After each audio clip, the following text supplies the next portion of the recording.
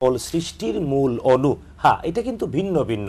যেমন কোরআন আল কারীমে আল্লাহ তাআলা বলেছেন আমরা যারা প্রাণী, সকল প্রাণের মূল সত্তা হলো পানি থেকে। ওয়াজআলনা মিনাল মাই কুল্লা শাইইন হাইয়িন, এই যে পানি 1400 বছর আগে কোরআন বলে দিয়েছে পানিই হলো সকল সৃষ্টির মূল। এই ধরনের বিজ্ঞান যদি সকল সৃষ্টির মূল কণাকে আবিষ্কার করতে পারে, এটাকে মূল কণা বলে। হ্যাঁ, ঈশ্বর কণা এই নামটা বাংলায় দেওয়া হয়েছে। ঈশ্বর শব্দটা হলো বিশেষ ধর্মের মাইথোলজি। মুসলিম যারা তারা ঈশ্বর শব্দ বলতে পারি না, কারণ এর স্ত্রীলিঙ্গ রয়েছে, এর দ্বিবচন বহুবচন রয়েছে।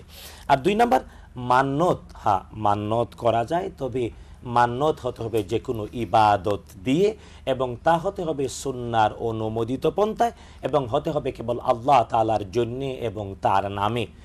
এর বাহিরে যে কোনো মান্যত হারাম। যেমন যদি কেউ বলে শাহজালালের ডেকে দেব, শাহপরাণ রে দেব, বায়েজিদ বুস্তামি রে দেব, অমুক কবর রে দেব, এগুলা হারাম।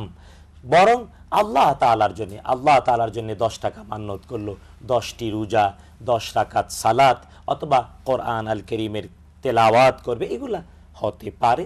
মান্যত যথাযথ শরিয়ার অনুকূলে হলে তা পূর্ণ করাটা ওয়াজিব।